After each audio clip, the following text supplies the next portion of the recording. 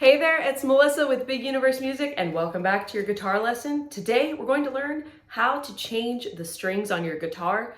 So grab your guitar, a string winder if you have one, a pack of strings, and a cloth, and let's get started.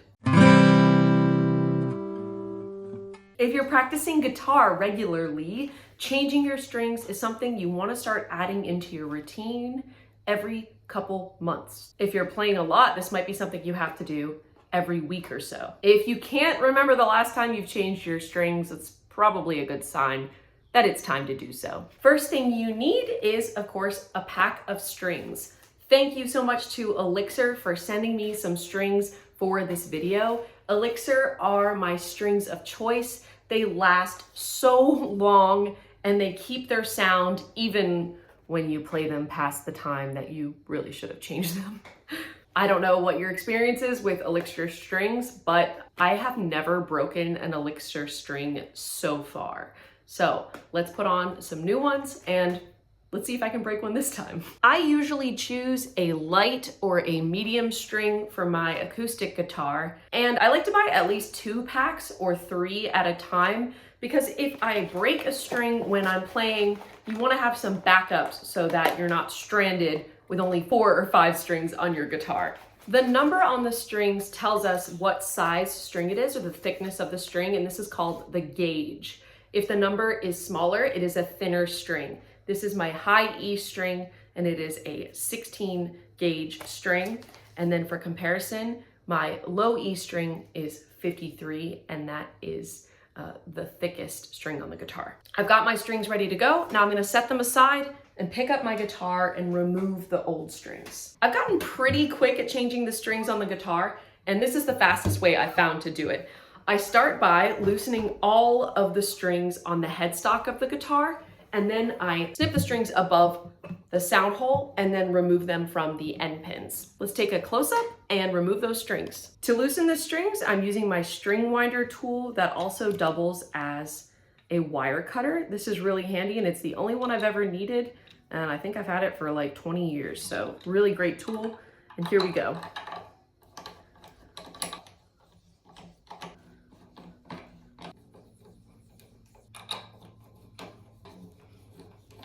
Strings are loosened, and now I'm just gonna snip them.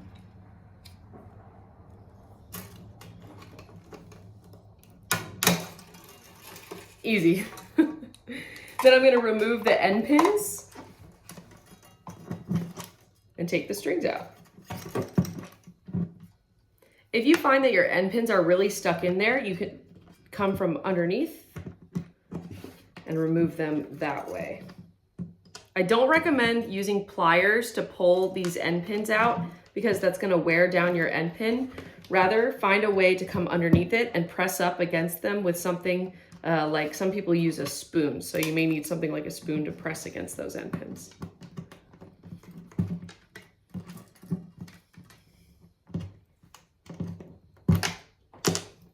I like to put them right back where they were so I don't lose them. And then I remove the strings from the head.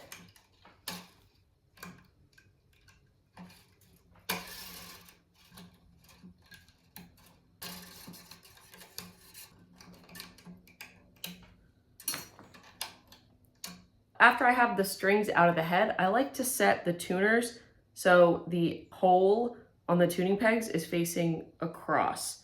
So I just line these up. It helps me for when I'm winding so that the hole faces the tuner.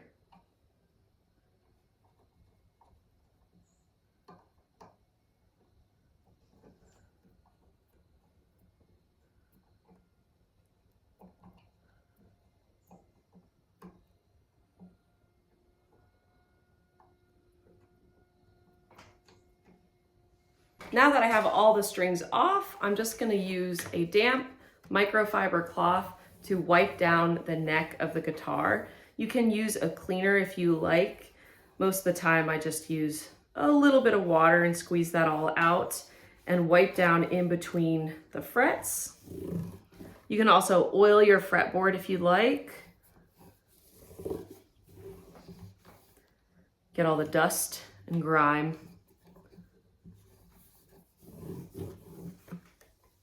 And I'm just aiming for places that the strings cover up mostly. So here, real life, just using my sleeve to dry it off a little bit. Of course, you'll probably have a towel, a dry towel that you can use. And now she's ready for the new strings. I think this way that I do it is probably a little bit unconventional, but what I like to do is start with putting my strings all in the end pins before I wind any up. So what's great about this is that you get to see them all in a line before you start tightening, and that helps to keep you from accidentally installing the wrong string on the wrong peg, like I was maybe just about to do.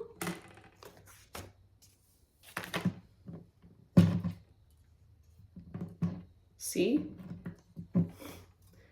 I was about to put a B string in an E string. So that means what I said at the beginning is actually incorrect. My high E is a 12 gauge, but perfect example of why I do it like this.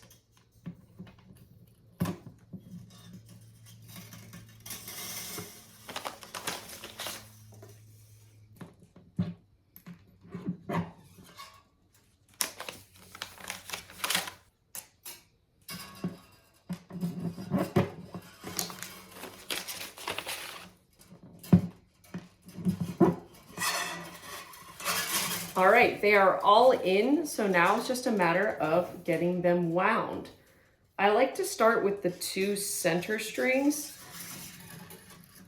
because those are gonna end up on the 2 highest tuners, and then I work my way in.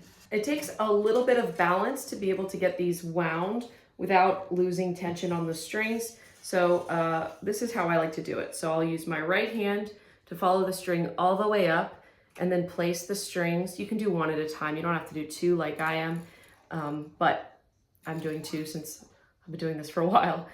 Place it in the nut, and then I hold it down with my pointer finger while I thread the string from the inside to the outside. Once it's from the inside to the outside, I pull the string across so that the extra touches the other side of the tuners. This is a great way for me to know that I have enough slack to wind the string. This finger is gonna hold that string downward as I begin to turn. Now there's a whole bunch of other like fancy winding things that you can do, but I don't really do that. That's just not for me. And then we wind. So as I'm winding, this finger is making sure it's staying nice and straight, and it'll just wrap around on its own. And I'm just gonna make sure it's going underneath itself, threading. And it should make it a couple rounds. Nice, so I just wanna make sure that it's at least once all the way around. Looks like I've got about 1 1/4, and that works for me right now. And then I just double check and make sure that it's all in line, and go on to the next string. Thread from the inside to the out, pull the slack across, and now I'm holding it with my left hand so that I can turn my right.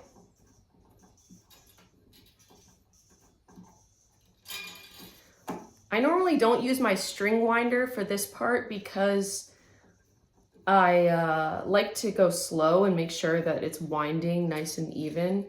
But as you get more experienced, you might find that the faster winding works better for you.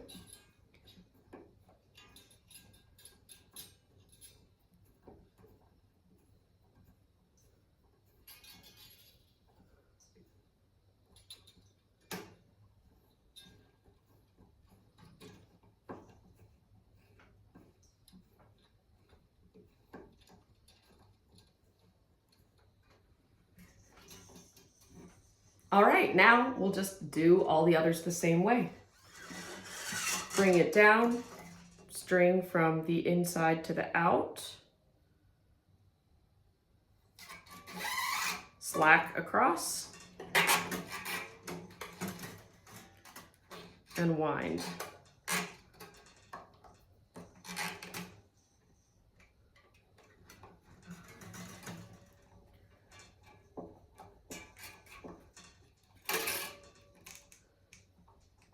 Also making sure that I'm checking every so often that my end pins are staying in.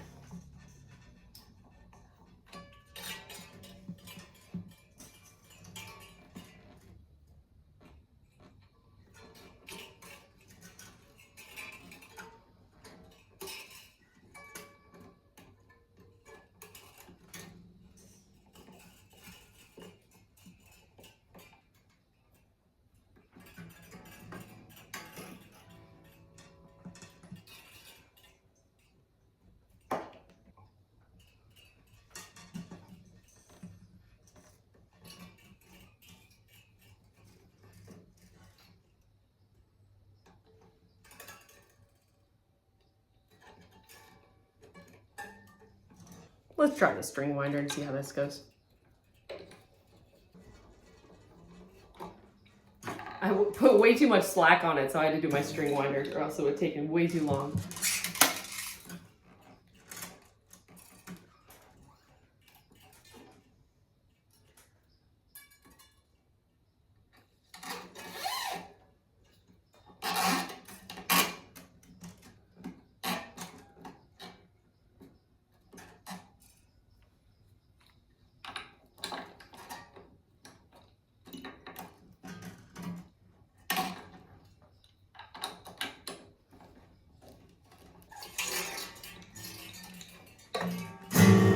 Okay, strings are all on. Now we can just snip the ends. Now when I first started playing, I loved to just like wind the string in a loop and leave it like that. Twist it around so that, let's see, I'll show you.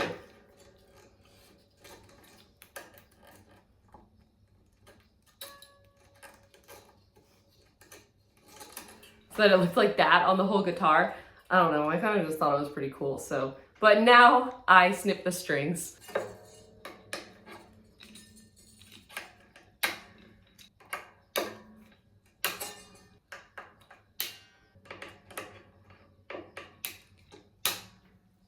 Okay, now all that's left to do is tune up our guitar and we're ready to be playing again with a fresh new sound.